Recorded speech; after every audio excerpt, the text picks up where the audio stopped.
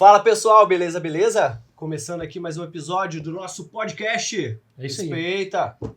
Minha história, podcast. É isso aí, pessoal. Chegando aqui no episódio número 10. Como é que fala agora? 010? Não, A gente falou 01, 02. Tira o zero. Já vamos direto. Episódio 10. Episódio 10. Quem diria? Quem diria? E temos um camisa 10 aí, daqui a pouquinho o Kassab vai apresentar para vocês. Mas não deixe de seguir, de compartilhar, de acessar, de nosso Instagram, YouTube, todas as redes sociais, isso aí. Não deixe de acompanhar que toda semana, na quinta-feira, às 16 horas, tem um lançamento novo, beleza? E agora a apresentação é toda sua. Vamos lá. Então, sem mais delongas, vamos lá. Formado em Arquitetura e Urbanismo pela Multivix, atua hoje no setor imobiliário, principalmente com obras verticais, ex-diretor da ADEME durante 6 anos, os últimos 6 anos, ele era diretor da ADEME, e está aqui na nossa frente hoje. Guitarrista não? Guitarrista. Ele falou que não é pra falar. Ele falou que não era pra falar. Pô, né? O cara falou que faz uma escala menor melódica, porque o cara é guitarrista, rapaz.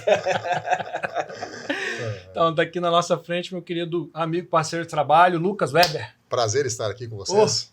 Obrigado pelo topzera. convite.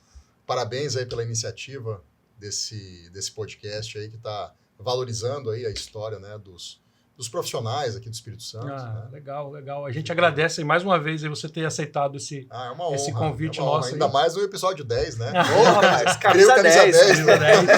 Podcast. Exatamente. Não é para qualquer um. Ó. Não.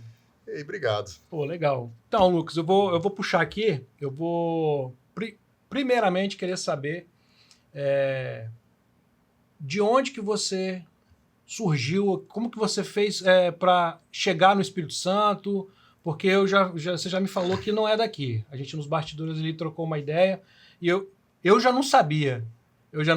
Então, já estou descobrindo aí algumas coisas sobre a sua história e queria que você contasse pra gente como é que foi, como é que você começou, onde você estudou, o que te fez vir para cá.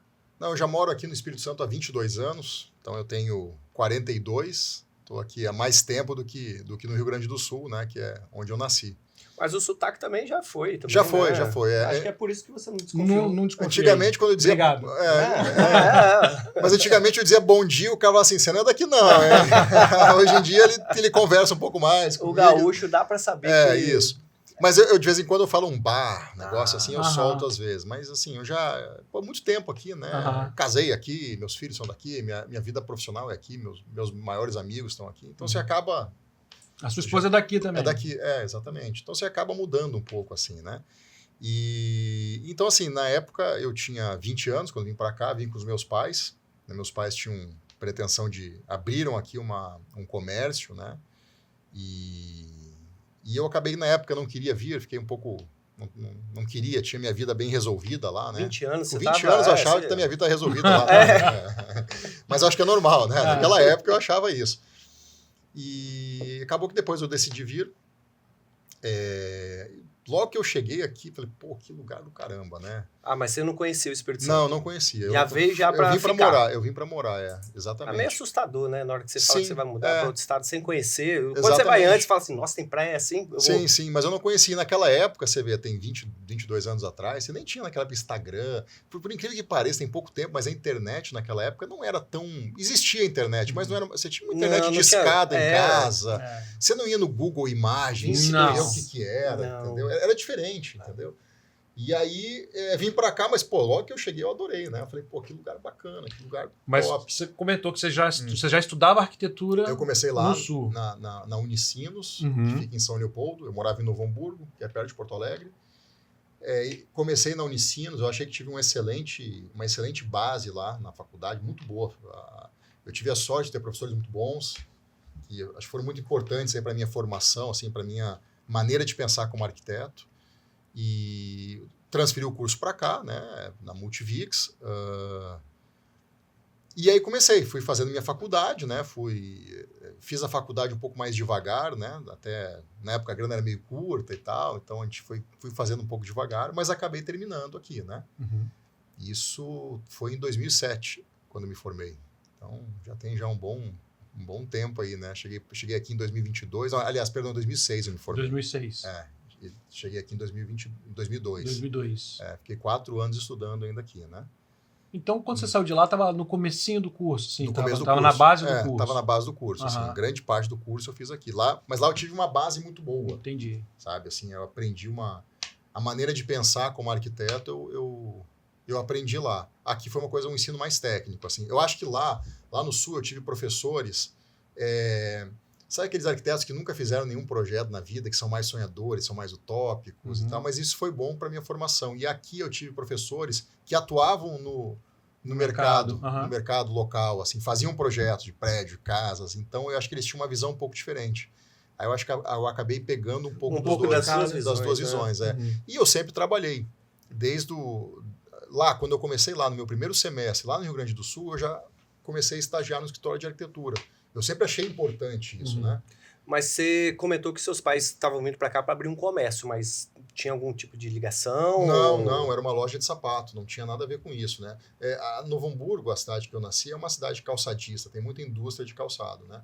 Então a ideia deles foi montar uma loja que trabalhasse como se fosse um outlet de sapato. Eles traziam aquelas...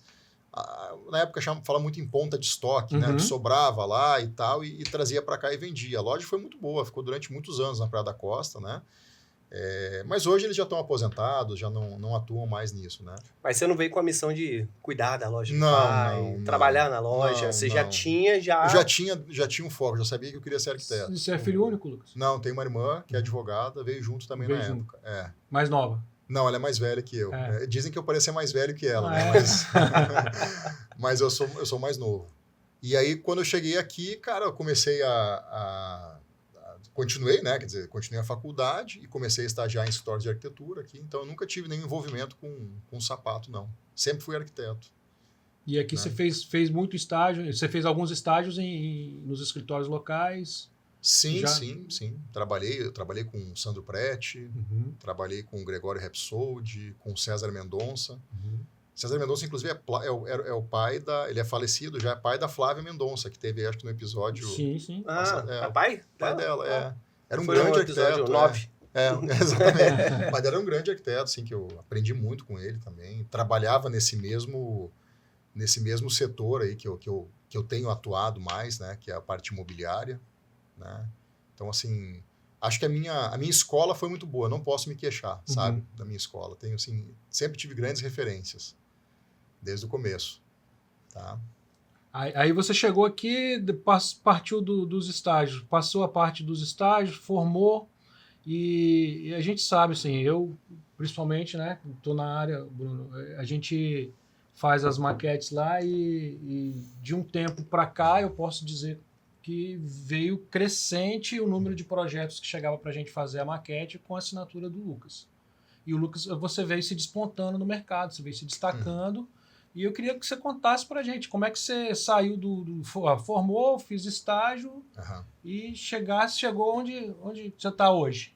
Porque, querendo ou não, você se formou com quantos na sala, né? Tem que ter uma habilidade ali para se destacar, né? O que aconteceu foi o seguinte, quando eu comecei, assim, eu falei mais cedo, né? Assim, eu sempre quis ser arquiteto, assim, eu sempre gostei disso. Quando eu entrei lá na escola, no segundo grau, na época era segundo grau que falava, né? Na minha escola, lá no Rio Grande do Sul, tinha alguns cursos profissionalizantes, naquela época lá. Então, você podia optar, na época do segundo grau, os últimos 3 anos, né? Você podia pegar 2 anos e escolher um curso profissionalizante. Tinha lá técnico de informática, era técnico e não sei mais o quê. Administração, contabilidade. Mas era tudo cursos profissionalizantes técnicos, assim, né? E tinha lá um curso que era curso de auxiliar de desenhista de arquitetura. E eu já queria ser arquiteto, já achava isso legal. Falei, cara, vamos fazer esse curso aí. Nesse curso, eu acabei aprendendo, cara, com um professor super legal que eu tive lá na época, professor Cláudio era o nome dele, a trabalhar com 3D. Porque tinha uma matéria de computação gráfica, e naquela época era muito longe do que é a computação gráfica hoje, né? Tá falando isso aí de 24 anos atrás, sei lá. E aí, mas ali tinha um modelo, um programinha 3D, que você fazia um 3D, fazia um render, botava uma arvorezinha, botava o sol e fazia um renderzinho bacaninho. Eu aprendi a mexer naquilo. E desde lá, quando eu comecei a estagiar nos escritórios, eu comecei a prestar serviço, corri atrás prestando serviço para outros escritórios de arquitetura, de render, de 3D. Então eu desenvolvia lá a casa do cara, queria fazer um quarto, eu desenhava aquilo em 3D e entregava. E fui fazendo isso. Quando eu mudei para cá, eu continuei fazendo a mesma coisa. Então, assim, mesmo estagiando em alguns lugares, eu pegava para fazer um serviço à noite, final de semana, de render, de 3D para outros escritórios de arquitetura. Ia fazendo. Então, assim, eu trabalhava bastante. Minha vida não era fácil, não. Eu precisava de dinheiro também, não tinha... E aí, eu comecei a fazer 3D e a qualidade desse material foi, naturalmente, né, melhorando. Evoluindo. Eu fui aprendendo novas técnicas, fui migrando de programas, né? Aquele programinha simplesinho que eu usava lá, comecei a usar depois, na época, o V-Ray, o 3D Max. E aí a qualidade do material foi melhorando e eu comecei a passar a atender a construtoras. Não só mais o arquiteto que queria fazer aquela casinha e tal, para você pegar lançamentos imobiliários, para desenvolver aquele material comercial de venda. Né? E aí começou a atender na época, a Morar, Metron, Lorange, sabe? Empresas grandes. Aí eu comecei a desenvolver esse material para eles. E fui indo, fui crescendo. Então eu, antes de me formar como arquiteto, antes de pegar o meu diploma lá, né, e daí nesse meio tempo eu conheci a Priscila, que é a minha esposa, né? E ela era formada em design de interiores, estava terminando a faculdade de design de interiores. E eu falei, olha, amor, vamos trabalhar juntos. Então eu desenvolvi o 3D e ela trabalhava desenvolvendo as plantas humanizadas, né? Aquela planta baixa, pegava, coloria, fazia um trabalho no CorelDRAW. E assim foi indo. Aí nasceu a BW Arquitetura, que naquela época era BW Arquitetura e Computação Gráfica. Porque nosso principal nicho era a computação gráfica. E aí, cara, o trabalho foi indo, foi crescendo, só que eu queria sempre ser arquiteto. Assim, o meu sonho era trabalhar com arquitetura, né? Eu realmente sou um cara realizado hoje, porque era o que eu queria fazer. Porque até então você pegava os projetos dos outros arquitetos, que vinham através das construtoras, e você desenvolvia o 3D. Desenvolveu o 3D. Quase sempre concorrente, né? Não, porque ele era da parte virtual. Ele fazia física. Eu fazia física. Inclusive, na época, tiveram vários lançamentos, assim, que eu lembro que você fez a maquete e eu fazia as imagens naquela época. Isso. Já era parceiro. Já era parceiro, já conhecia o Cássio, né? Só que eu tinha uma coisa assim que eu dizia pros meus clientes, os construtores, eu falei, cara, não esquece que eu sou arquiteto, dá uma oportunidade. Né? Sempre buscando uma oportunidade. E ele sempre, muito educadamente, fala assim, não, lógico, quando tiver uma oportunidade eu te dou, mas não vinha. Entendeu? Até porque eu acho que quando você faz um projeto de um edifício, ele realmente requer muita responsabilidade. Eu acho que o profissional que vai fazer um prédio, por vários motivos, aquilo ali é uma obra que vai ficar durante 50, 60, 100 anos construído ali na sua cidade. Então, existe uma importância de um projeto de arquitetura, né? E também a questão de aquilo ser um produto comercial. Né? Então, investimento. Então, realmente requer a contratação de profissionais qualificados. E realmente eu estava ainda começando minha vida e tal. Só que essas oportunidades apareceram. Em um belo momento lá, eu tive a oportunidade de fazer um primeiro projeto. É isso que eu ia perguntar. Qual que foi o primeiro projeto que você falou assim, nossa, eu acho que agora... Na realidade, assim... Agora vai. O engraçado, eu tive a sorte, né, do meu primeiro projeto, a minha primeira assinatura como arquiteto, foi já um prédio, não foi assim... Sorte. Normalmente o arquiteto, ele começa naquele projetinho ali da reforma do quarto, da filha da cunhada, do galinheiro da vizinha. E eu já fiz um prédio de 7 pavimentos, né? Mas é porque quando eu cheguei aqui no estado, eu não era conhecido, então ninguém me conhecia, eu não tinha assim uma família tradicional aqui, então não tinha uma rede de amigos de escola. Então, assim, como eu fazia 3D, e aí no 3D eu era um dos poucos que faziam aqui, eu ia... Você estava se destacando ali. E eu ia de porta em porta, eu não tinha vergonha, sabe? Sim. Eu não me importava em bater na porta da Proeng lá, e eu imprimia na época, como é que são? Tem pouco tempo, mas assim, você para pensar, eu imprimia em papel fotográfico. Eu batia na porta da Proeng lá, da Lorange, e mostrava, Dimas, olha só, eu sou o Lucas, esse que eu faço é isso aqui, entendeu? Eu não tinha eu era meio cara de pau mesmo. Eu fui pegando esses trabalhos. Só que a minha rede de relacionamento comercial foi com os construtores.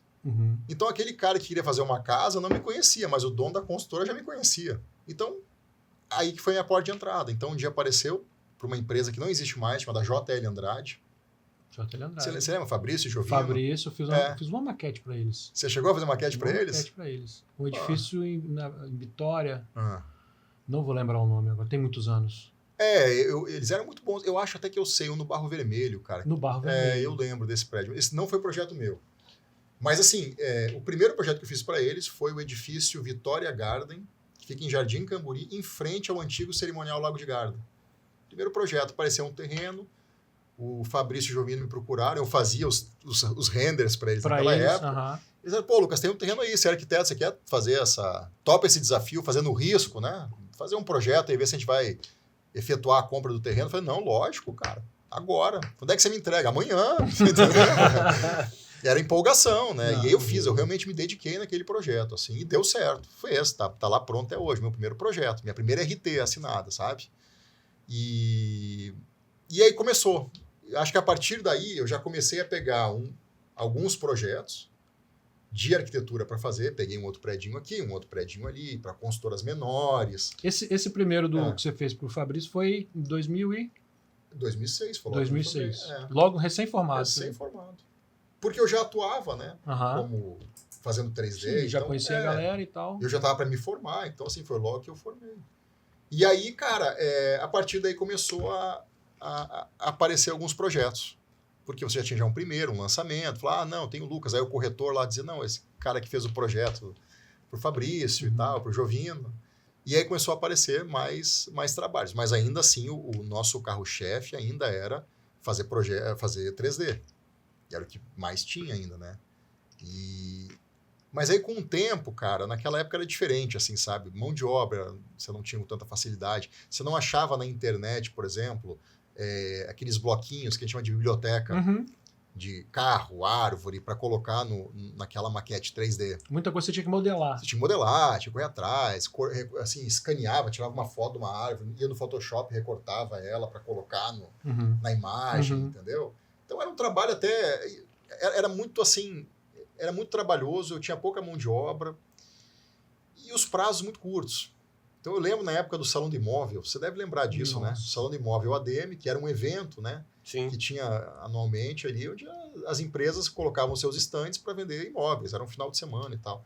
E aquilo era uma loucura, porque eu não dormia, eu ficava ali 30 dias sem dormir, trabalhando de manhã, tarde e noite, eu e minha esposa. De manhã, tarde e noite. Eu também. Era assim. E aí, Cássio, tipo assim, você fala assim, o Lucas, né? O Lucas, o Cássio, vocês cresceram nesse mercado, mas a gente trabalhou muito, né? Não era, assim, nunca teve nada fácil, de mão beijada, nunca apareceu, poxa, eu gosto do Lucas, eu gosto do Cássio. Era relação. Era muita relação. E ninguém pode chegar e falar assim, pô, do nada o Lucas fazendo um monte... Não é do nada. Não, teve muita relação. Não é do nada. Eu lembro que, o que eu fazia? Eu e minha esposa, a gente chegava na sexta-feira, a gente estava super cansado, assim, trabalhou a semana toda e tinha um trabalho pelo final de semana pela frente. A gente chegava sexta-feira, desmontava os computadores, o meu, dela e mais um, tirava do escritório, meus pais moravam em Interlagos na época, eu levava na sexta-feira, de noite, montava na mesa da minha mãe da sala, assim, ó, os computadores, e ficava eu e ela trabalhando lá. Porque, assim, era melhor para sair do ambiente do escritório, que eu estava ali, minha mãe fazia o almoço, eu levantava. Tá? Então, eu achava mais confortável isso. A gente passava o final de semana inteiro trabalhando, de manhã, de tarde, de noite, dormia pouco, chegava domingo à noite, ia dormir, segunda-feira acordava cedo, desmontava o computador e estava lá no escritório, montava tudo de novo lá. Então, cara, assim, é uma lembrança legal, mas era sofrido, assim, sabe? Muito sofrido. E falei, cara, isso não é a vida que eu quero ter, não. Assim, acho que isso é um dos motivos que me fez desanimar um pouco a continuar trabalhando com 3D. Entendeu? Falei demais? Não, de jeito nenhum. Eu que sou de fora desse mercado, vamos colocar assim, eu acho que é muito fácil fazer, muito fácil entre aspas. Igual você falou que você fez o seu primeiro projeto, foi sucesso, mas também para você queimar seu filme, basta um, né? Sim. Igual, vamos falar, você fez um, deu super certo, e aí foi, né, a indicação, o seu nome foi crescendo. Só que eu acho que basta um erro, não, assim, um erro, vamos colocar, um não ficar tão bacana, um projeto não ficar tão legal, ou alguma parte técnica não funcionar. Eu acho também que é muito fácil você também queimar seu filme, sabe né? O que eu acho? Eu lembro que meu pai dizia isso pra mim. Falou assim, Lucas, você vai demorar assim 10 anos pra fazer seu nome, mas você demora um dia pra desfazer ele, né? Isso eu acho que é verdade, mas uma coisa que eu acho que é isso que você tava querendo dizer, né? Mas uma coisa nesse que eu aprendi... mercado, né? O que eu aprendi na vida é o seguinte, ó. Se você vai passar um final de semana num hotel, tá? Você chega naquele hotel lá, isso na realidade não é meu. Um dia eu fui fazer um projeto de um hotel e o gestor do hotel me contou essa história, eu achei legal aquilo e eu acho que funciona assim mesmo. Ele falou, o cliente chega no hotel aqui, se ele chegou lá, a cama tava gostosa, a cama tava boa, o lençol limpo, o chuveiro quente, o ar-condicionado geladinho, a experiência dele no hotel foi muito boa, ele pega e vai embora e ok, ele fala bem do hotel, foi tudo muito bem. Se a experiência foi ruim, ele fala mal pra caramba, ele vai dizer, pô, nunca mais volto naquele lugar, não sei o que, ele fala muito mal. Só que se a experiência foi ruim e alguém do hotel prontamente foi lá e não, vou resolver seu problema, peraí, vou te trocar de quarto, vou te dar uma cortesia e tal, bicho, aí o cara sai falando bem. Aí é que o cara sai falando bem. Mais do que se a experiência dele tivesse sido simplesmente boa. E não tivesse acontecido nada. É. E eu peguei isso pra minha vida, assim, então é lógico, eu tenho problemas. Nem tudo dá certo. Mas quando tem algum problema, assim, cara, a gente não pode fugir, correr. Você tem que pegar e resolver. A gente estava até falando um pouco sobre isso antes no começo, né? Você tem que pegar e resolver. Eu acho que é aí que você mostra que você é um profissional, sabe, capacitado, sério. Diferenciado, entendeu? Porque o que acontece é isso. Tem muita gente que foge do erro. Então, são essas coisas que a gente tem que ir aprendendo. Mas essa galera que foge do erro não fica muito tempo no mercado. Normalmente não fica. Sim, chega uma hora que o mercado não absorve mais, não quer, né? Então, assim, eu acho que a gente tem que aprender com isso, sabe? Foi dessa forma que eu sempre tento fazer. A gente aprende com os erros, amadurece bastante, evolui, né? E vai desenvolvendo o que vier pela frente, né? Os novos desafios. A gente fica cada vez mais preparado para os novos desafios, né? Sim, sim. E aí você vai amadurecendo, né? Eu acho que é aquilo que eu falei antes no início, né? Da responsabilidade que é você fazer um projeto de arquitetura, sabe? Eu acho que tem uma série de responsabilidades ali. E eu acho que o arquiteto ele tem que ser experiente. Eu acho que é bom você, às vezes, contratar um arquiteto que tenha mais cabelo branco.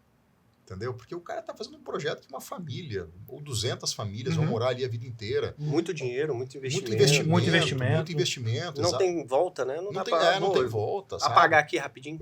Seja lá um projeto de um prédio, um supermercado, assim, quantas pessoas vão transitar, vão passar na frente daquela construção.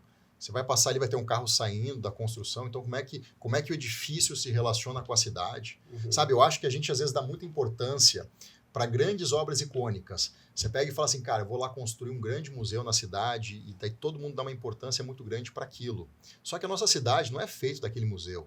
É feita de um monte de prédio. Quer dizer, tem muito mais edifícios residenciais numa cidade do que museus. Então, a gente precisa dar atenção, dar valor para todas aquelas construções. Né? Para a cidade como um todo. Então, acho que sim, eu acho que é uma educação que tem que vir assim, dos arquitetos, dos empreendedores, dos cidadãos, saberem o que querem, para a gente poder construir também as cidades melhores para se viver, né? Com paisagens mais agradáveis, né? Com sombra, assim, de um jeito mais adequado, né? Então os desafios são grandes. Né? Hein, Lucas, você falou assim, que hoje a sua especialidade, digamos assim, é vertical. São prédios, são edifícios, você falou até da responsabilidade e tal, mas eu já vi muito projeto seu nas suas redes sociais, já acompanho você há muitos anos, e muita residência, muita casa. Sim. Você faz muita casa ainda até hoje? Faço. Na realidade, eu acho que casa é um projeto gostoso de fazer, né? Lógico, casa dá muito trabalho, dá às vezes mais trabalho que um prédio, porque é uma coisa muito mais pessoal também, né? O prédio, não. O prédio é um produto comercial. Que é uma coisa que eu gosto muito, aliás, tá? Assim, de desenvolver um produto comercial, sabe? Não só fazer o projeto, mas você participar da conceituação do negócio. Eu acho que isso é muito bacana de fazer. Quando é casa, já é diferente. Você tem que trabalhar para um cliente, para uma pessoa que vai morar ali, que tem uma história, que tem, sei lá, um filho, que tem uma mãe que vai morar lá. Entender o conceito da família. Entender o conceito da família. Então, assim, é uma relação, inclusive, muito íntima, né? Eu acho que a escolha do arquiteto para fazer a sua casa assim, eu acho que os clientes não sabem disso, mas é uma escolha super importante. Essa questão da afinidade que você vai ter com o seu profissional. E eu acho que, como eu falei antes, né, a gente teve muita oportunidade para fazer prédio por conta do nosso relacionamento, mas acabou que, eventualmente, alguns projetos de casa foram aparecendo. Isso na pandemia, então, estourou. Porque na pandemia que as pessoas começaram a querer repensar a moradia, né? E aí você pega lá o loteamento Alphaville, né? Que começou a bombar aquele negócio lá, esses condomínios horizontais, tem na Serra, em Vila Velha tem também, né? E aí começou a aparecer muito projeto de casa para nós. E assim, sempre que a gente pode, a gente pega, aceita os desafios. E acho que quando você pega um cliente que está, assim, um cliente que você vai atender que tem vontade de fazer uma casa legal, bacana, com soluções, é muito prazeroso, entendeu? O cara tem um terreno bacana, com uma vista legal, que você tem... Eu acho que você tem mais campo para explorar a sua criatividade. Então, assim, é um trabalho muito gratificante, entendeu? Entendi. Mas a gente faz, por exemplo, projetos atualmente estamos desenvolvendo um projeto muito bacana de uma igreja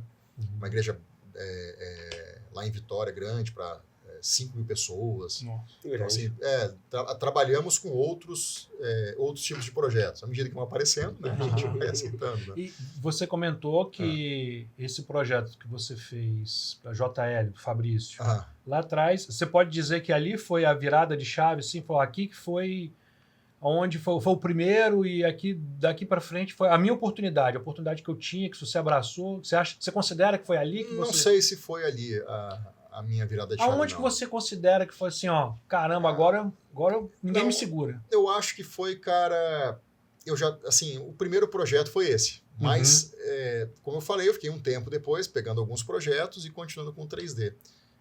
Mas como estava muito cansativo fazer 3D, era negócio de renderizar uma imagem, aí dava um problema, aí ficava a noite toda renderizando, aí eu tinha que ir lá de noite mudar.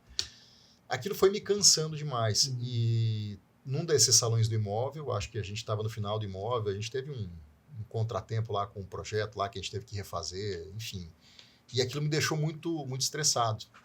E coincidiu que no outro final de semana era meu aniversário de casamento, eu e minha esposa fomos passar um final de semana em Pedra Azul, e eu fui lá meio, sabe, cara, cansado dessa coisa da minha vida, do trabalho que eu tava levando, cara. E eu falei, olha, tomei uma decisão, sabe? Eu não quero mais fazer 3D, assim, não quero mais. Não sei o que vai dar, não sei o que se vai dar certo, mas eu não quero mais fazer isso. E, cara, e foi o que eu fiz. Eu fui meio radical, assim. A gente chegou, eu voltei de viagem, voltei de final de semana, comecei a agradecer alguns trabalhos e comecei a focar mais na arquitetura, comecei a atender melhor os meus clientes de arquitetura, comecei a investir mais e foi dando certo. Porque começou a te sobrar mais tempo. Exatamente, me sobrou mais tempo. Eu podia atender, eu podia fazer uma reunião melhor, eu podia me dedicar mais a um projeto. Eu acho que ali foi a virada de chave, assim, sabe? Você considera que esse momento foi... A minha virada pessoal foi ali, sabe? Sim. É lógico que demorou um tempo para, de fato, acontecer. Sim, mas foi uma decisão que você tomou e fez toda a diferença, velho. Fez toda a diferença. E aí, assim, a gente tem uma característica lá no escritório que os projetos que são desenvolvidos lá, eu fico mais com a parte de arquitetura e a minha esposa com os projetos de interiores, né? A Priscila. Porque a gente faz também projetos de arquitetura de interiores lá. Alguns empreendimentos eu faço o prédio e ela faz o projeto das áreas comuns. Às vezes eu faço o projeto da casa e ela faz a decoração, a parte interna da casa. Então, ela cuida mais desses projetos e eu cuido mais dos projetos de interiores, né? Agora até me perdi o que eu estava falando. Eu ia começar a falar... Você estava falando da mudança. Que você saiu do 3D ali. Corta isso. Vamos lá. Eu estava falando do 3D e tal, eu saí... Rapaz, eu esqueci o que eu ia falar, cara. Lembrei. Esqueci. Não sei se você fez alguma pergunta. Eu perguntei se... Vamos voltar um pouquinho mais. Eu perguntei se tinha sido a virada de chave mesmo, aí você falou que não. A virada de chave pessoal, você considera que foi... Você estava falando sobre mais pessoal. De quando você viajou para... isso, eu voltei. Virou, ele falou, eu não quero mais fazer 3D, e ali foi... Cara, eu não lembro mais o que eu ia complementar, assim, mas eu acho que eu expliquei bem essa parte. Sim. Deu para entender que esse foi um momento importante na sua carreira. Você tomou uma decisão onde você pôde ter mais tempo para se dedicar. Eu lembrei o que eu ia falar. Agora na realidade, aconteceu o seguinte, que lá, como eu estava falando, lá no escritório, assim, eu cuido mais da parte de arquitetura e a minha esposa da parte de interiores. Então, alguns projetos que eu faço prédio, ela vai lá e faz o projeto de decoração das áreas comuns. Mas eu faço a casa, ela faz o interior da casa, né? Mas uma característica, tanto minha quanto dela, a gente tem uma equipe legal, nós temos outras arquitetas trabalhando no escritório e tal, mas nós temos uma excelente equipe. Mas os projetos até hoje saem, os meus e os dela, saem do meu computador, da minha mesa, da minha sala. Então, assim, eu sou um cara que gosta, e ela também é assim, sabe? A gente gosta de acompanhar o projeto todo. Não que eu não tenha confiança na minha equipe, mas é uma coisa minha, sabe? Eu acho que para começar, o cliente me contratou. Ele cria as minhas ideias, as minhas soluções. Então, assim, eu desenho. Eu não sou um arquiteto que... Eu desenho no computador, eu não chego assim, faço um rabisco, não, desenvolve. Eu desenvolvo. Eu desenvolvo o corpo do prédio, as paredes onde elas têm que ficar, os pilares, as vagas, e depois eu tenho alguém que vai lá me ajuda lá a desenvolver aquilo, né, a afinar, digamos assim, a lapidar aquele bloco. Mas assim, a nossa metodologia de trabalho sempre foi essa. Então hoje, por exemplo, assim, eu não tenho, acho que talvez a pretensão de ser um grande escritório de arquitetura com um monte de gente fazendo, sabe? Eu quero subir a régua. Quero cada vez fazer projetos melhores e tal, ser reconhecido por isso. Mas eu não quero deixar de me envolver com o projeto. Então assim, hoje eu conheço todos os detalhes de você pega um prédio lá de 20 mil metros quadrados, eu conheço os detalhes do prédio inteiro. Eu sei tudo, porque eu participei daquilo tudo, sabe? Acho que essa é uma característica que eu acho que me ajudou assim, a conquistar o mercado, porque eu acho que os clientes foram conquistando confiança no nosso trabalho, porque eles viram que o projeto, como você falou nisso, vem redondo. Vem redondo. Isso facilita um bocado a quantidade de gente que vai pegar o seu projeto para trabalhar naquela obra é muito grande. Sim. A quantidade de profissional que vai pegar aquelas plantas, vai falar, olhar, e o negócio está redondinho. Está redondo, está explicado. É uma você sabe falar, né? Se tiver alguma dúvida, você vai saber falar de qualquer parte ali, porque você se envolveu em todas as partes. Exatamente. Né? Isso aí. Então, me liga, eu sei. Eu entendo. A gente quando vai pegar um projeto para... Vamos começar uma maquete. Os meninos olham lá, é o projeto do Lucas. Aí a gente cria um grupo de WhatsApp, coloca os envolvidos e o Lucas entra. Ele não direciona assim, bota a arquiteta que trabalha aqui. Não. Ele que tá lá. Ele tá lá no grupo. Ele tá lá no grupo e você fala... pessoal, como é que resolve isso aqui rapidinho? Porque justamente ele conhece, como ele conhece todas as etapas, né, e é de fato o que você falou. O fato de você concentrar... Sim, mas você ter esse prazer de pegar e afinar tudo do seu jeito, sair do seu computador, da sua mesa, isso facilita para todo mundo que vem depois. Toda a cadeia que vai vir depois. Porque se o negócio nasce certo, meu amigo, ele vai embora certo. Começa errado, termina errado. Começou certo. Não é aquela parada que tem só a sua assinatura, né? Tipo assim, só assinei. Não. Você acompanha do início, meio. É o desenvolvimento do produto, como ele falou. É o que você falou, né? Você tem a preocupação de estar se envolvendo. Às vezes você vai fazer vários, mas você não vai conseguir se envolver. Você não vai saber com tanta... Sim. E pra gente lá, é muito bom quando a gente pega um projeto seu, e os meninos estão vendo aqui agora, eles sabem, porque eles ficam... Que bom, eu fico feliz. Cara, deixa eu fazer isso aqui. Até eles querem fazer, né? Porque é mais fácil. Sim. Não porque a arquitetura é mais fácil, é mais simples, não, porque o trabalho vem redondo, as informações vêm mais fechadas, vêm completas.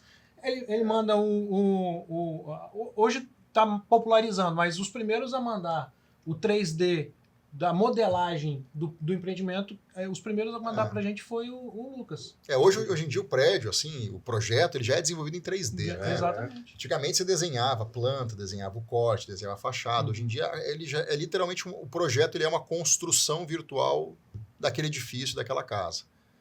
Então, assim, cara, eu evoluiu muito, né? essa parte de projeto. Mas tem ajudado muita gente. E eu fico muito feliz de ouvir esse retorno seu aí, né? Eu acho assim, sabe, cara?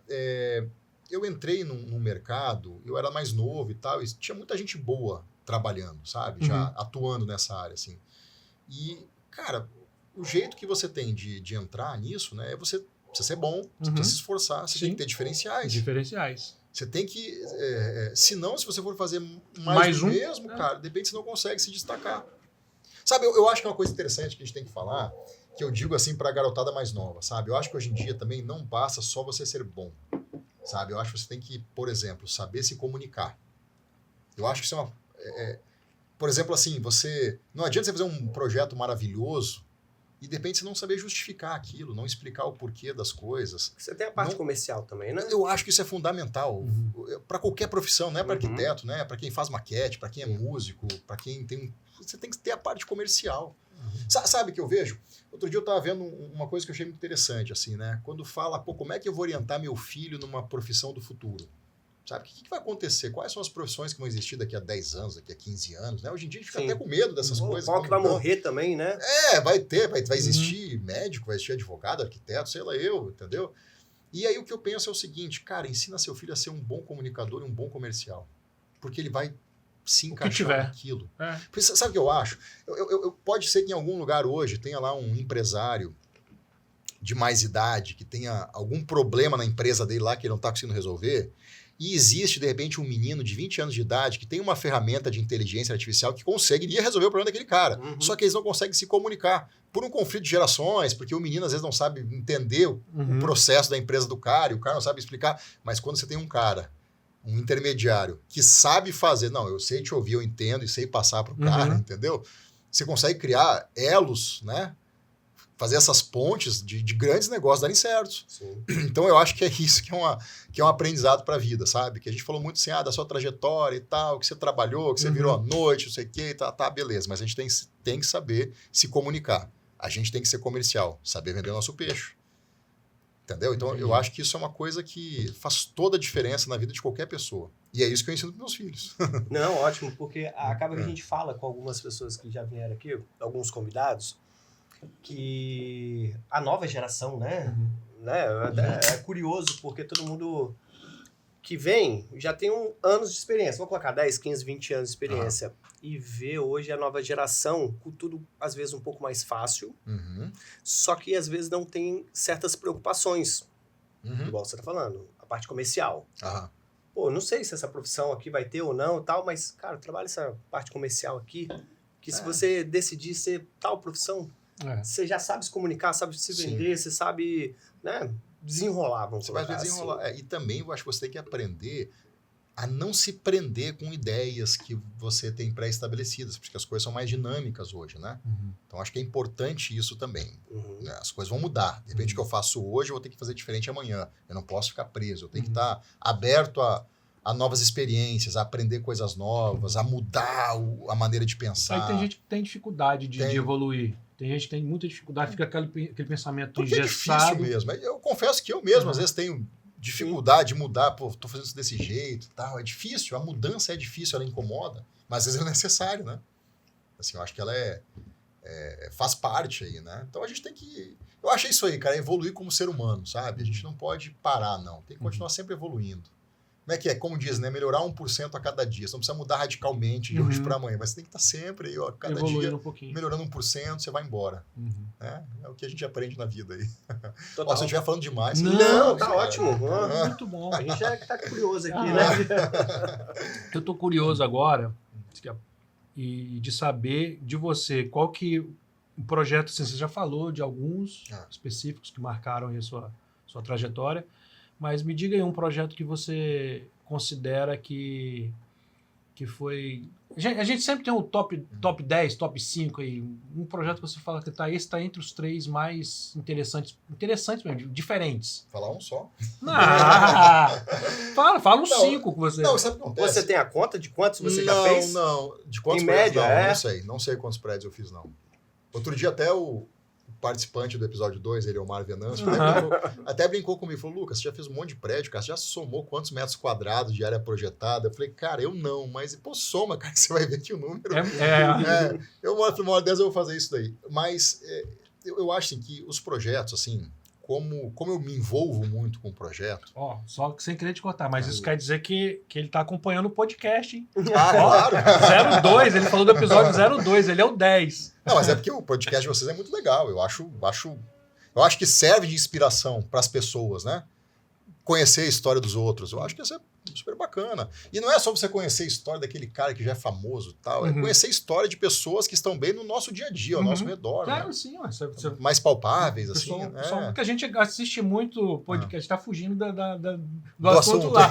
Mas a gente que acompanha muito podcast a nível nacional, você vê o cara que é multimilionário, empresário, não sei de onde, você vê o cara que é dono de televisão, você vê... Só que não é longe, é da distante. nossa realidade, né? É distante não. Aqui a gente está com o Lucas vai na empresa acompanhar os trabalhos. Sim. A gente está com ontem a Flavinha, que o Bruno faz trabalho para ela. Então é um pessoal que está no nosso dia a dia e que as pessoas que estão assistindo o podcast têm essa proximidade também. São amigos, são pessoas conhecidas, né? Isso é muito legal. Mas aí que eu estava falando, como a gente se envolve muito com os projetos, acaba que a gente tem uma relação afetiva com eles, né?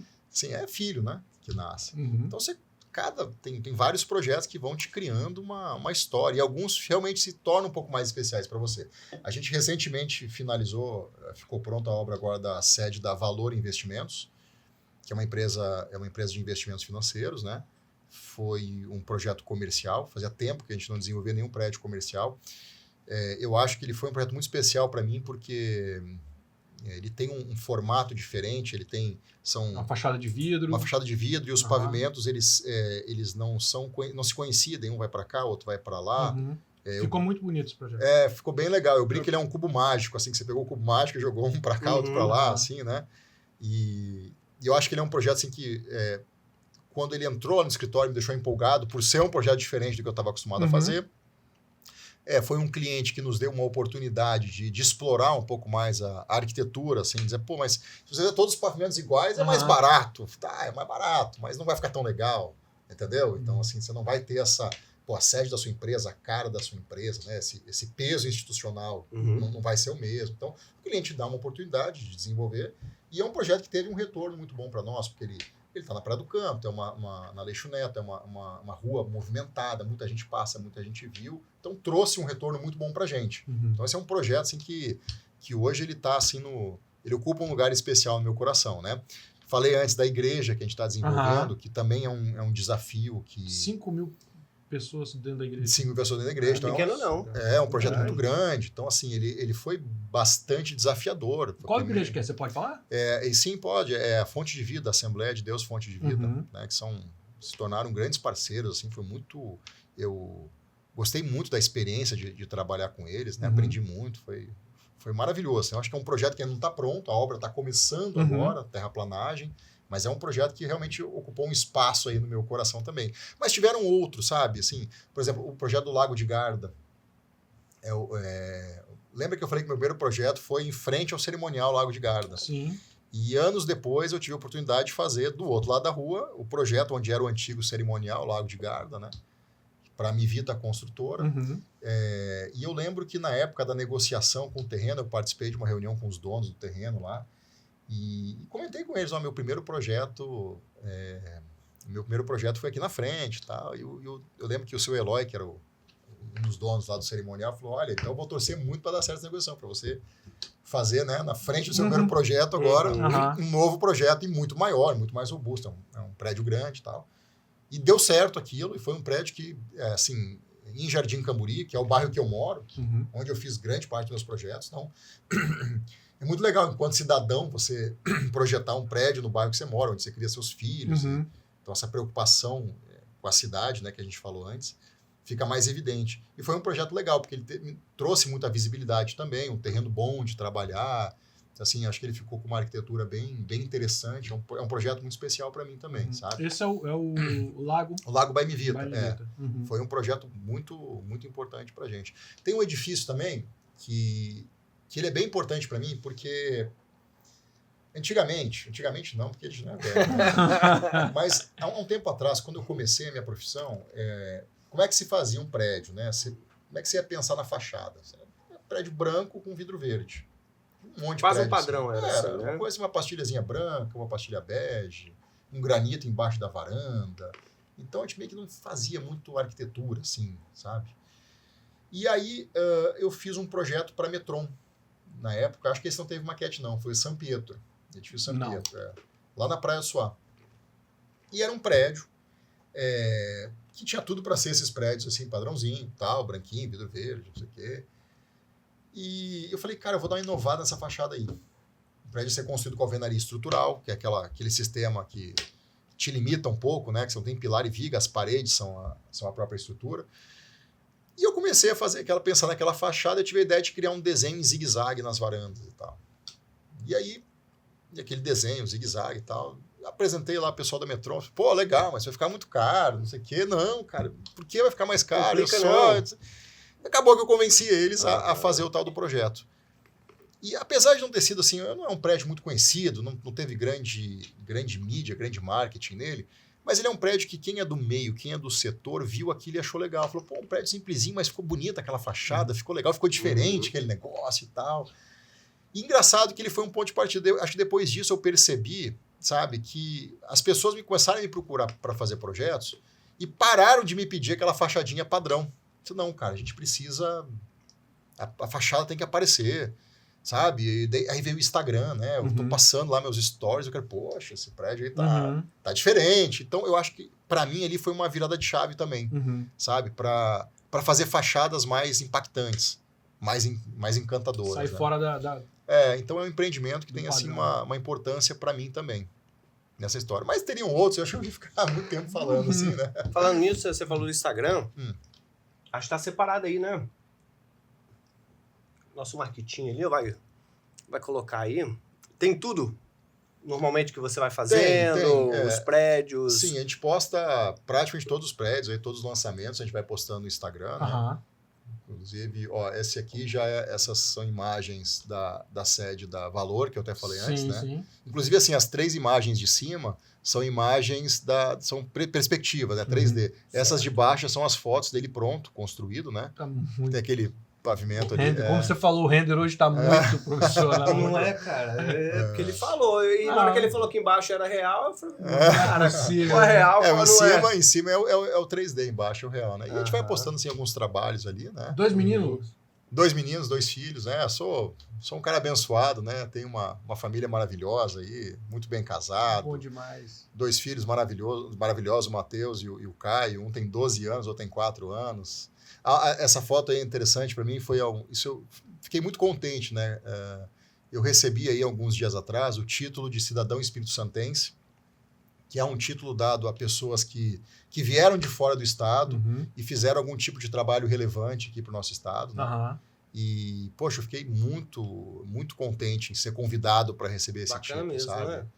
A gente sente, né, um reconhecimento, assim, sabe, de toda essa história que você tem, assim, como se fosse um marco, assim, acho que é uma coisa que eu nunca vou esquecer, né? Respeita a minha história.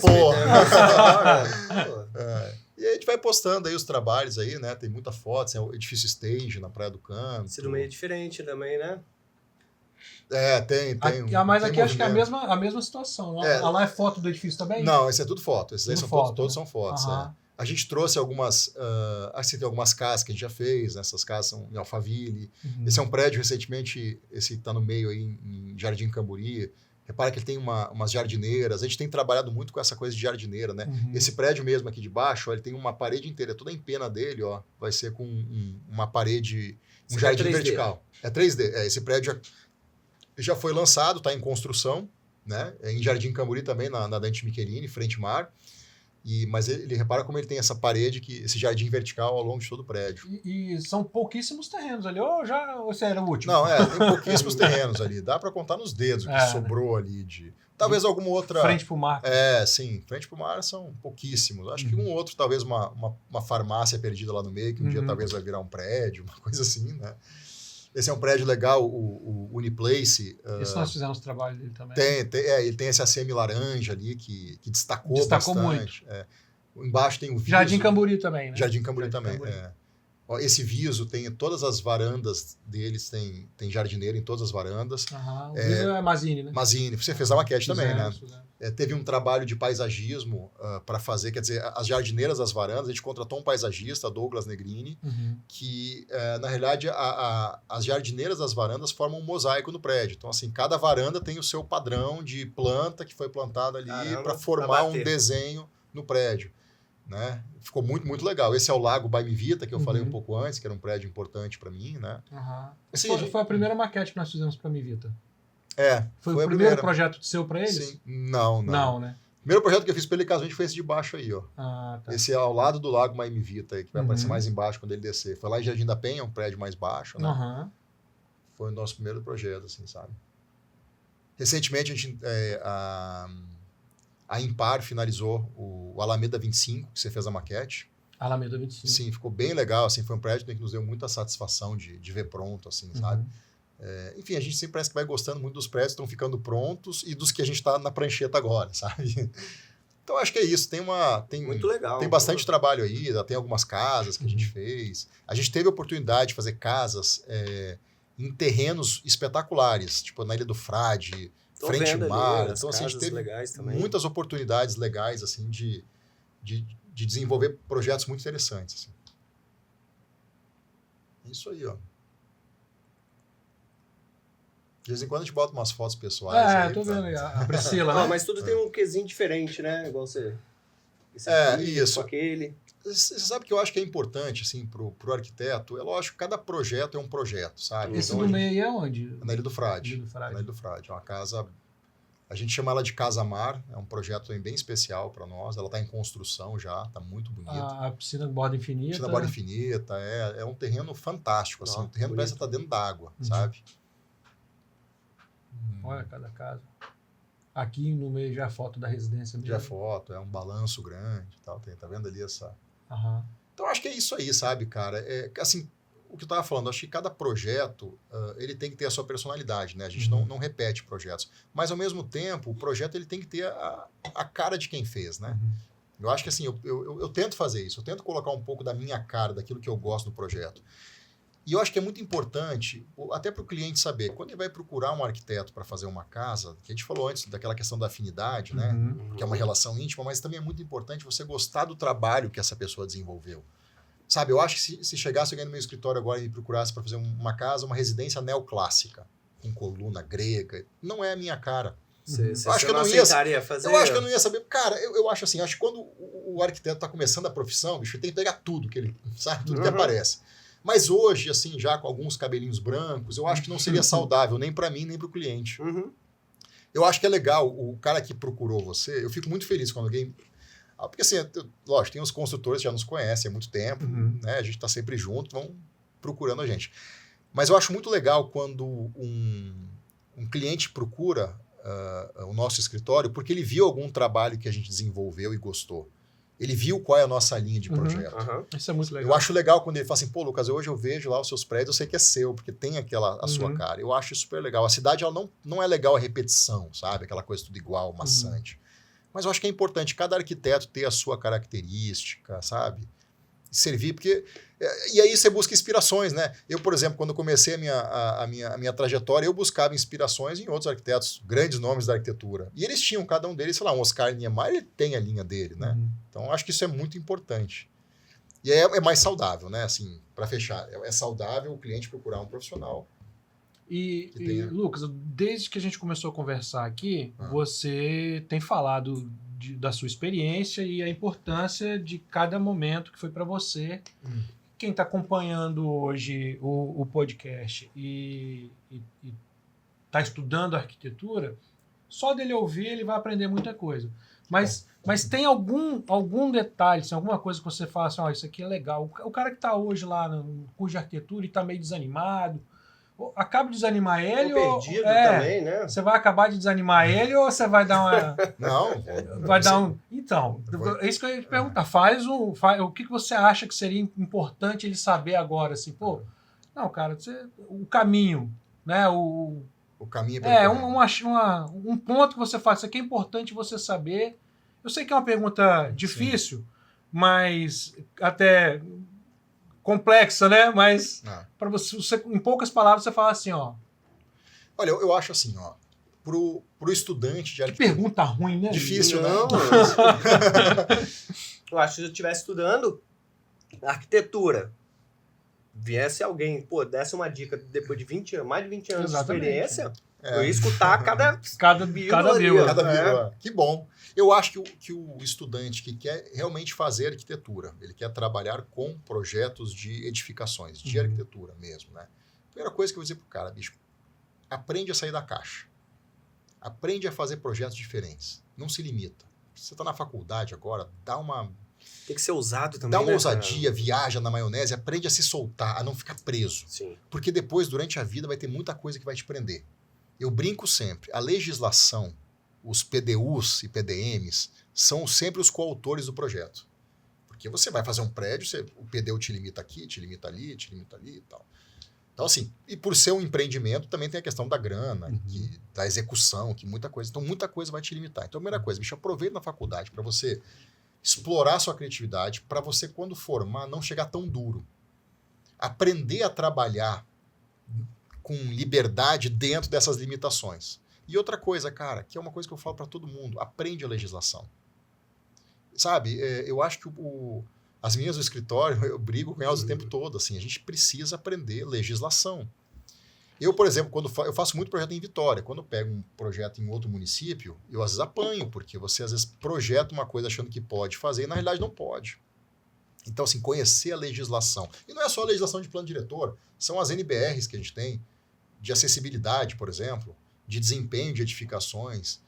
Tá? Então, assim, existem obrigatoriedades, é tanta coisa que você tem que colocar, que você só consegue, acho que, desenvolver um bom projeto se você, primeiro, não for duro nos pensamentos, tiver liberdade criativa, mas também conhecer esses limites legais que você tem. Então, acho que, assim, acho que é o conselho que eu daria, porque eu noto que o estudante de arquitetura, ele sai da faculdade hoje muito cru com relação a isso.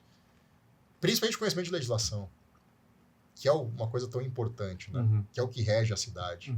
Então, inclusive, não só para você saber projetar, mas para você poder participar, porque quando de 10 em 10 anos a cidade ela tem que renovar esse PDU, e a comunidade ela é convidada para participar disso, através dos encontros, que são feitas assembleias, audiências, e a comunidade pode participar, pode dar opinião. Então, assim, acho que os arquitetos tinham que ter uma participação, inclusive, maior nessas tomadas de decisões tão importantes para a cidade, né? Lógico, existem entidades, né, como a ASBEA, o CAL, o IAB, né? Então, a ADEME, Sinduscom, existem várias entidades com voz e força, mas acho que a comunidade como um todo tem que participar. Né? Seguir a construção da cidade que nós queremos para nós, para os nossos filhos. Né? Viu que a pergunta foi ruim, mas a resposta foi excelente. Foi excelente, rapaz. Não, topzera mesmo. Eu falo demais. Se deixar, vai embora. Né? É porque, assim, eu acho que conversar, né? Todo mundo gosta de falar da sua história, né? É igual conversar com o vovozinho, né? Você quer ter assunto com o vovozinho, você pergunta uma coisa da vida dele que ele vai embora. Vai embora. Tem então, muita história para contar, né? Todo mundo gosta de contar da sua história e tal. E eu gosto muito de falar sobre arquitetura, que é uma coisa que eu amo, que eu gosto e tal. Assim, pergunto pra ele, você tem algum hobby? Cara, não tenho um hobby. Eu tocava um pouquinho de guitarra. Descobrimos aqui, nem cá mas sabia. Mas meu hobby mais é arquitetura, cara. Não, a minha história com música, eu comecei desde cedo, né? Mas não tem uma guitarra em casa? Não, isso não. Eu ia perguntar, não tem. Vendeu, mas vendeu. Vendi, eu tinha uma Ibanez linda, vendi. Mas por que vendeu? Porque eu parei de tocar. Gente do eu céu. parei, assim, eu tenho um violão vender lá. Guitarra porque parou de tocar. Mas assim, hoje eu me arrependo. Hoje, talvez eu não... Acho que hoje eu não compraria vou te vender mais. uma, então. Não, mas eu acho que eu não compraria. Eu acho que eu não compraria, mas se eu não tivesse vendido a minha, eu ia achar legal ter ela guardada lá. Talvez se meus filhos se interessarem por música, eu vou adorar. Eu já falei com minha esposa, assim, falei, cara, acho que o dia que ele pediu uma guitarra, assim... Eu brinco assim com ela, vou querer dar logo uma Fender pra ele. Assim, porque... Você vai comprar pra ele, cara, vou comprar logo. Vou comprar logo uma top, que eu acho maneiro e tal, que é uma coisa que eu sempre sonhei e tal. Mas acho que eu não compraria mais. Eu comecei muito cedo com música, né? Eu tocava no conjunto da escola, tinha um conjunto instrumental. Isso foi antes de vir pra cá? Sim, na minha escola, na época de. Sei lá, 6ª série, 7ª série, tinha uma orquestra. Conjunto, a gente já sabe conjunto instrumental, isso. Mas foi uma experiência legal, porque era uma orquestra, tinha flauta, violino e tal, e eu tocava violão. A gente viajou, nós fomos pro Uruguai, Paraguai, Argentina. Olha aí, ó. Fomos no interior do estado, Rio Grande do Sul, Santa Catarina, fazer a apresentação legal. E tal, era muito legal. E aí depois eu entrei numa banda, né, formei com uns amigos uma banda, eu era o guitarrista, e a gente começou a aparecer a oportunidade de tocar na noite. Eu tinha 17 anos de idade. Banda de rock. Minha mãe, ou a mãe de alguém tinha que acompanhar a gente, porque a gente ia tocar numa boate, num bar que a gente não ia nem entrar. Eu tinha 17 anos. E a gente tocava lá à noite. Rock and roll. Era um rock pop, tá? Uns Paralamas, Titãs, essas coisas assim, sabe? E, às vezes eu tocava na quinta-feira de noite, na sexta de manhã eu tinha aula, cara. E aí foi indo, mas aí depois eu acabei não... Falei, cara, isso não é pra mim não, eu não, assim... Eu queria me dedicar mais aí à faculdade. Você falou que você já tinha bem formado a ideia na sua cabeça para onde você queria ir, né? Isso. A exatamente. música não te atrapalhou, vamos colocar assim. Não me atrapalhou. A música é sonhador mesmo, né? E de repente você tava ali como um hobby. Era um hobby, era divertido, era legal. Você tocava, conhecia gente e tal. Eu gostava disso. Sim. Mas eu nunca fui músico nato, assim. Eu nunca tive o dom da música, de pegar de ouvido, de conseguir... Eu era esforçado, assim, na época da escola, não tinha muito o que fazer também, tocava guitarra a tarde inteira. Daí você ia aprendendo algumas coisinhas, né? Por isso que hoje, depois que eu parei, eu já não sei mais pegar numa guitarra, porque eu perdi a prática, assim. Violãozinho de vez em quando vai. Ele tem de vez em quando. Violão você tem? Tenho, violão eu tenho. De vez em quando, vou tocar um violão. Qual violão que você tem? Eu tenho um de Geórgia. De Geórgia. De nylon? De nylon, que é o meu primeiro violão, até hoje eu tenho. É mesmo? Tem violão desde que eu tenho, sei lá, 10, 11 anos de idade. Esse violão você nem acha mais no mercado. Não, Eu acho que não. ninguém nem fala mais dele. É um violão excelente. Esse é macio, Nossa, ele é um excelente violão, assim, Quem né? tinha na época. Já tive vontade, sabe, de comprar aí um Takamine, uma coisa assim, sabe? Mas depois foi passando, eu não mexi mais com isso, não. Por isso eu falei, vou deixar os meus filhos agora. Se eles quiserem, Aí você entra na brincadeira junto com eles. na brincadeira de novo. Mas é uma coisa legal, sabe? Acho que eu recomendo todo, assim... Para mim foi muito bom. Me abriu horizontes, eu conheci muita gente, eu viajei, né? Tive oportunidades legais. Então, assim... Através da música, né? Através da música, Então, recomendo para todo mundo. Cara, eu acho, mas aí eu Você acho... que o diga, né? Não, sou suspeito para falar. Mas nessa linha aí, uma opinião minha, eu acho que a música tinha que estar na grade curricular do ensino básico até... Eu acho que tem países que tem, né? Sim.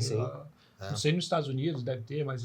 Aula de musicalidade. Aula de música, não. cara. Acho que todo mundo, Tinha também que tem o ter, mesmo cara. pensamento. Acho que todo mundo Cara, deveria aprender pelo menos um instrumento, assim, ter uma noção musical. Sim. Ó, Faz bem, né? Exatamente. O meu filho estava num colégio que tem aula de música. Aí ele pediu pra comprar uma flauta, a professora mandou comprar uma flauta, aí chegava com a flautinha e não passou muito disso, não. Mas não é isso que eu tô falando. Tô falando de ter aula de música, ensinar... a professora de português saiu, ensinou o beabá, agora vai entrar o professor de música e vai ensinar a partitura. Sim. Por que a gente não sabe ler E partitura? um pouco da história, da música, né? sim, Eu acho que coisa legal, Sim, assim, sim. Mas sabe? aí é um desejo que reprimido aqui. Um É desabafo. porque você também é músico, né? cara? Não, eu sou um entusiasta da música. Os caras, você toca guitarra? Eu falo, não, eu tenho guitarra. Não. Aí o Bruno toca guitarra. Não, eu não. Acho que se pegar um violão, uma guitarra aqui, eu vou sair o pim, Tá. Não, eu também tô, igual você falou. Se eu for parar pra pensar o que eu tô tocando ou não, eu vendo tudo. Igual você falou, não tô tocando, eu vendi. Eu falei, então tem que vender todas as minhas, tá tudo encostado lá.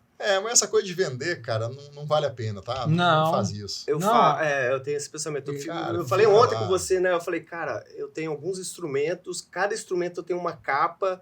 Tem isso aqui só de capa, mas eu não quero vender nem as capas, imagina. Cada case dá o tamanho dois cases dá o tamanho dessa estante aqui. Ocupa um espaço danado, Ocupa muito espaço. só os cases, mas eu falei, não, cara, mas eu não vou me desfazer, não. Se eu quiser sair com a guitarra com baixo, daqui, ali, cara, eu tenho um casezinho, tem a capa, tudo bonitinho. Não, isso aí não vale a pena, não, cara. Depois você vai vender isso aí e vai achar que vendeu por pouco. Porra. Pois é, você falou do violão que você tem desde, sei lá. Vamos colocar, você vai vender. Mas se você tivesse vendido esse violão...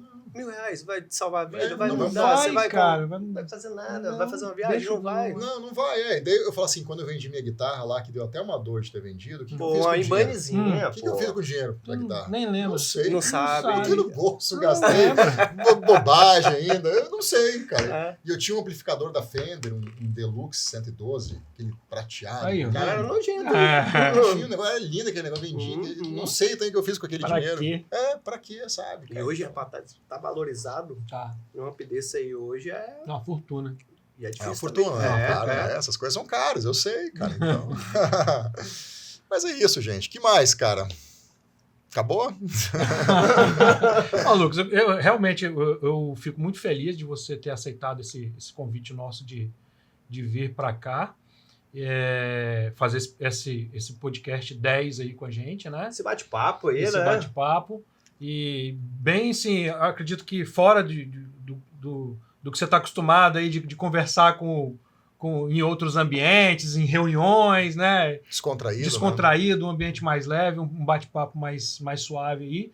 E nada melhor do que a gente falar daquilo que a gente ama, né, cara? Do nosso trabalho, da nossa história, da nossa vida, da nossa família. Muito legal, obrigado pelo convite aí. Não, você vê que ele ama, né? Igual semana passada, Semana a Flávia estava aqui e eu comentei com ela que, assim, na hora que você vê ela no palco, tá no olhar dela que ela ama. E você falando exatamente né, da sua profissão, de detalhes, você vê que você fala com gosto, que realmente é o que você ama. Você não precisa nem falar que você gosta, não, porque do que você já fala. Legal, meu hobby é minha profissão, isso né? É legal. Quando eu perguntei assim, o que você fala, o que você tem de especial assim, para falar pra galera, cara, é só o cara, de fato, é só o cara assistir o episódio que ele vai ver todos o que é interessante fazer, onde que ele acha que ele errou, onde ele acha que ele não deveria ter feito. E, cara, muito legal mesmo. Muito obrigado. E queria agradecer mais uma vez o o fato de você ter aceitado esse... Você sabe que a gente está começando, né, o podcast, e você ter tirado aí um pouco do seu tempo, que eu sei que é precioso demais, e você ter disponibilizado esse dia especial para vir aqui conversar com a gente. Tá joia? Legal. Lucas, Mais uma vez, muito obrigado. eu que agradeço. A gente que agradece. Sucesso para vocês. Mais sucesso para podcast. você também, para a família ali, né? Daqui um tempo a gente volta aqui para falar daqui a alguns anos como é que tá todo mundo, né? Por que não? De repente o Marco tocar uma guitarra junto. Aí, Ó, toma cuidado que ó, já tá saindo bandas aqui, ó. Rapaz, já formou uma banda. Já formou uma banda aqui, Formou já? uma banda aí, cara. Isso aí, ó. Apareceu um aqui que era cantor, aí achou guitarrista, eu toco bateria também. Ó, tá precisando de outro guitarrista. Isso aí, ó. Vamos fazer, ó. Daqui a pouco a gente tem que convidar alguém que toca baixo também. Isso aí, aí vai vai ser o fechar baixista. Aí vai fechar. Mas se for o Pô. caso, eu arranho do baixo também. Aí, ó. Rapaz, tem um baixista aí que tá na goma. Tá. Ele tá até chateado, porque não chamaram, Não chamaram ele ainda ele. aqui pra vir, mas vamos organizar isso aí. Tem baixo ou vendeu? Não, daí tem uma meia A gente dúzia. fica- a gente, é meia dúzia. Você acha que já sabe quem é. Legal. Então, fechou. Gente, obrigado aí. Não deixe de acompanhar, deixar seu like, compartilhar e até a próxima. Valeu!